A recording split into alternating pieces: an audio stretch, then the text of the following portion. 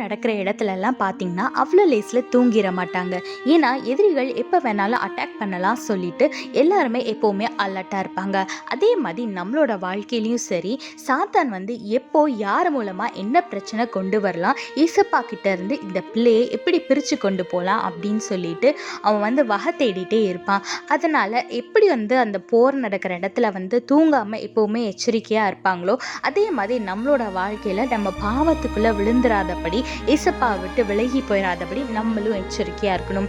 வேதத்தில் பாருங்கள், 1 பேதுரு 5:8 போட்டிருக்கு, தெளிந்த புத்தி உள்ளவர்களாய் இருங்கள், விழித்திருங்கள், ஏனெனில் உங்கள் எதிராளியாகிய பிசாசானவன் கெர்ச்சிக்கிற சிங்கம் போல் எவனை விழுங்கலாமோ என்று வகை தேடி சுற்றி திரிகிறான்னு வேதத்தில் போட்டிருக்கு.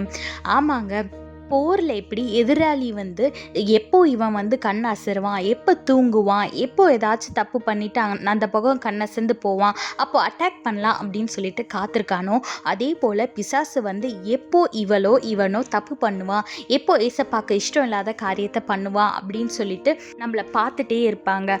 அதுக்கு நம்ம இடம் கொடுக்காம எப்படி வந்து ஒரு போருக்கு துப்பாக்கி எல்லாம் ரெடியாக வச்சு எப்போவுமே வந்து ஒரு அட்டாக்கிங் பொசிஷனில் ரெடியாக இருப்பாங்களோ, அதே மாதிரி நம்மளோட துப்பாக்கியாகிய பைபிளையும் ஏசப்பாவோட வார்த்தையத்தை இருதயத்தில் வச்சு அட்டாக்கிங் பொசிஷன் ஆன முழங்காலில் நின்று நம்ம ஜெபிக்கும் போது சத்ரு விரிக்கிற வலையிலிருந்து நம்ம தப்பித்து கொள்ளலாம்.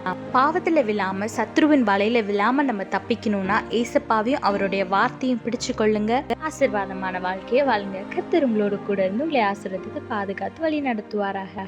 ஆமேன்.